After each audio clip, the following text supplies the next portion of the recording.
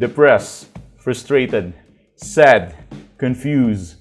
You want answer. Let's talk. Give me a message sa page ko sa Philippine Dating Coach and you can have one-on-one coaching with Coach Baze, your dating coach. Just please subscribe to my channel and hit the bell button. Okay, sa mga nais humingi ng advice, wag na kayo magpatumpik-tumpik pa para alam na natin kung saan papunta ang relasyon ninyo. So just give us a message sa Philippine Dating Coach. At least doon, malalaman natin kung ano talaga ang dapat yung gawin. Alright.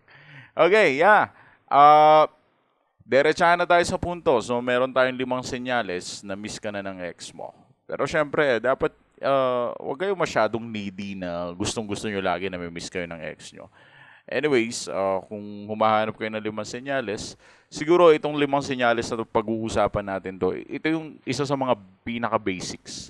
And I will be honest with you, okay? Ito medyo hard truth na to, medyo parang espada na to na masakit sa damdamin. Pero sa totoo lang, kapag ang 5 ito ay wala na sa listahan, I'll make sure, di ka na talaga na may miss ng ex mo. Siguro ganun na talaga, ano? At kailangan mo na lang tanggapin ang katotohanan if in case na gano'n man. Anyways, di naman importante kung namimiss ka ng ex mo. Hindi, di ba? Ang importante, boy ka ngayon, tsaka humihinga ka. Yun yung importante. Anyways, diretso na tayo sa points. So, meron tayong 5 points para i-explica kung ano nga ba 5 senyales na namimiss ka na ng ex mo. Okay, number 1 is the obvious post. Kapag yung ex mo of course, siguro naman ito napaka-basic lang. Kahit naman sino, kaya ma-detekto, no? Hindi nyo naman kailangan ng Philippine Dating Coach sa YouTube para malaman kung namimiss ka ng ex mo o hindi. Basta nakita mo yung ex mo na nagpo-post siya ng mga obvious things about your relationship, then that's it. Kahit ano pa yun, basta obvious post. As I said, obvious na ikaw ang tinutukoy, obvious na sa'yo siya obvious. Alam mo yun, when I say obvious, gets yun na yun. At yeah, as I said, hindi nyo na kailangan si Coach Baze para ipaliwanag yung mga ganong post. Pero possibly, kapag nagpo-post ng ganon yung ex mo, mataas. Actually, yun na yun. Yun na yung chance na namimiss ka niya. Number 2, ito direct sa punto. Kapag nag-reach out siya sa'yo, namimiss ka niya. Yun. Kapag hindi yan nagre-reach out sa'yo, yun din yun. Okay. Kung nag-no contact ka, 2 months na, 3 months na, hindi pa rin siya nagre-reach out sa'yo, then therefore, tanggapin na natin. Wala talaga, di ka talaga namimiss ng ex mo. So that's it. Let's move on, di ba? Kapag gano'n na yung sitwasyon, kumalimot ka na. Kasi it's pretty obvious na kapag hindi na nagre-reach out sa'yo yung tao, hindi ka na gusto. So wala ka na dapat pang pag-isipan pa. Huwag ka na mapraning pa kung babalik siya o hindi. Obvious na yan. Okay? So number 2 is reaching you out. Kapag hindi nag-reach out, then yun na yun. Huwag na makulit.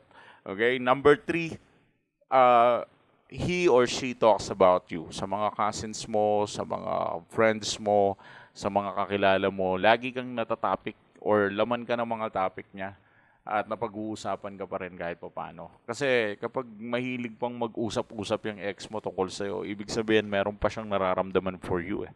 So isa rin yan sa mga signs na pwedeng namimiss ka niya at may chance na talagang gusto ka niyang balikan. Dahil, ang tao hindi yan mahilig mag-aksaya makipagkwentuhan ng mga walang kwentang kwento. At kung makikipagkwentuhan ka lang sa mga walang kwentang bagay, hindi mo sasayangin yung oras mo. Lalo na kung, example, babae ka at ang edad mo is nasa edad ka na ng 29.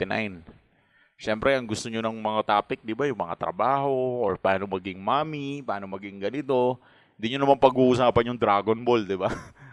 Kung nakukuha mo yung punto ko, ang ex natin, hindi tayo pag-uusapan kung hindi talaga sila nagbibigay ng interest sa atin.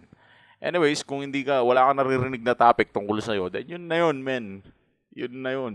Number 4, papansin sa'yo, gumagawa ng paraan para magpapansin sa'yo. I think sa trabaho, sa eskwelahan, o kahit saan man.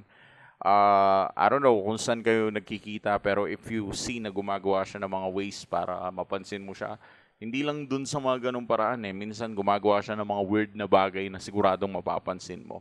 And for that, pag nakikita mo nagpapapansin yung ex mo, possibly namimiss ka niyan. Okay? So wala ring argument doon. Kung nakikita mo nagpapapansin, mataas ang chance na namimiss ka niyan. And then number 5, gumagawa siya ng paraan just to meet you.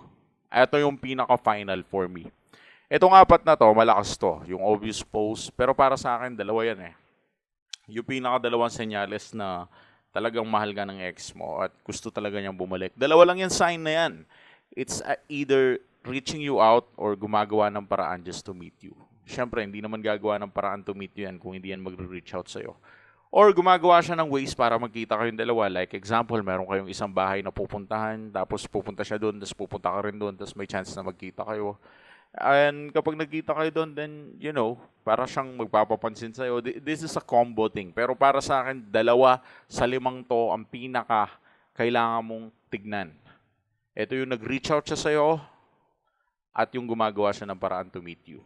Kasi yan talaga yung pinaka-signs na namimiss ka niya. Ngayon, kung tatanungin niyo ako paano pag nag-reach out siya pero hindi naman ako yung topic tungkol sa utang, yung tungkol sa financial thing, I think that's not enough. Kung nag-reach out siya sa'yo tapos yung topic is more on something like useless or nonsense topic, like yung mga tinatopic, yung mga malalayo sa point. Like halimbawa is yung magpapaprint lang siya ng ganyan, papatulong pa sa'yo. Yung mga bagay na kaya naman niyang gawin nang wala ka. Tapos magre-reach out pa siya sa'yo. Then isa yung sign na namimiss ka niya. Pero kung nagre-reach out siya sa'yo na yung topic lang niya is all about yung mga utang mo na hindi mo pa binayaran, ganun, kailangan mong ituloy. Yun, I think hindi ka niya namimiss kapag ganun yung chat niya. Ang pinaka-sign na namimiss ka niya kapag nag-reach out siya ng walang kwentang reach out. Alam mo yun? Kahit pa paano namimiss ka niya doon. Okay, so sa 5 paraan na to, malaking tulong na to para magkaroon ka ng understanding. Pero kung ang ex mo hindi na nagre-reach out sa'yo, GG ka na, boy. Okay na yan. Okay na tayo. Okay na yan. I think hanggang dyan na lang tayo. Anyways, may pinaka-better way, mag-move on ka. Ngayon kung nahihirapan ka mag-move on, pa-schedule ka sa akin, ako tutulong sa'yo. Sige. Yan, one-on-one coaching tayo para mapabilis yung process ng pag-move on mo. At ipinapangako ko sa'yo, talagang bibilis ang process ng pag-move on mo. Okay? So, yun lang. Thanks for watching.